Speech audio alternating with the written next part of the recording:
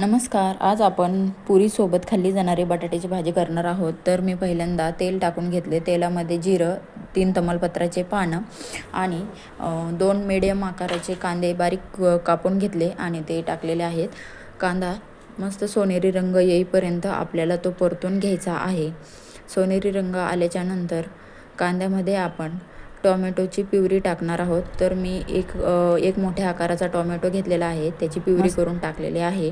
Puree मस्त आपल्याला टोमॅटोची परतून घ्यायची आहे. प्युरी परतून झाल्याच्यानंतर आपण त्याच्यामध्ये आलं लसूण पेस्ट टाकलेले आहे.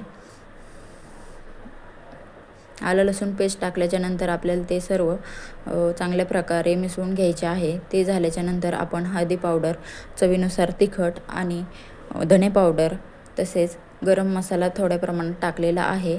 तोही सर्व आपल्याला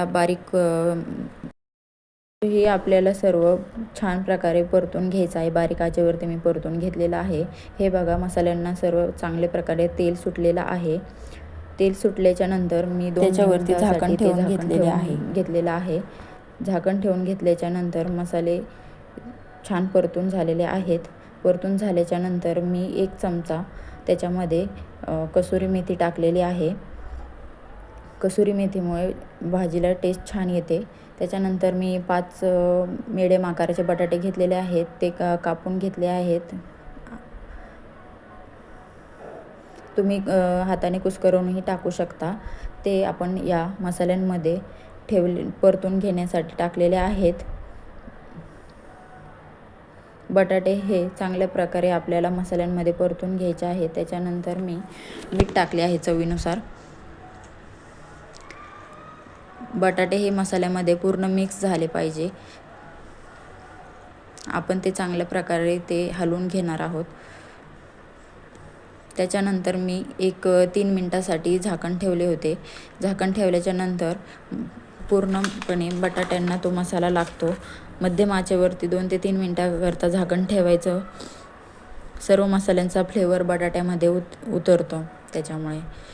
त्याच्यानंतर 2 ते 3 मिनिटानंतर झाकण काढून घेतले. पुन्हा एकदा भाजी चांगली हलवून घेतली आणि ग्रेव्हीसाठी पाणी टाकलेलं आहे. पाणी मी इथे गरम करून टाकलेलं आहे. तुम्हाला किती प्रमाणात ग्रेव्ही घट्ट करायची किंवा पातळ ठेवायची असेल ते तुम्ही त्या प्रमाणामध्ये पाणी टाकू शकता. गरम पाणी घातल्यामुळे ग्रेव्हीची चव बदलत नाही.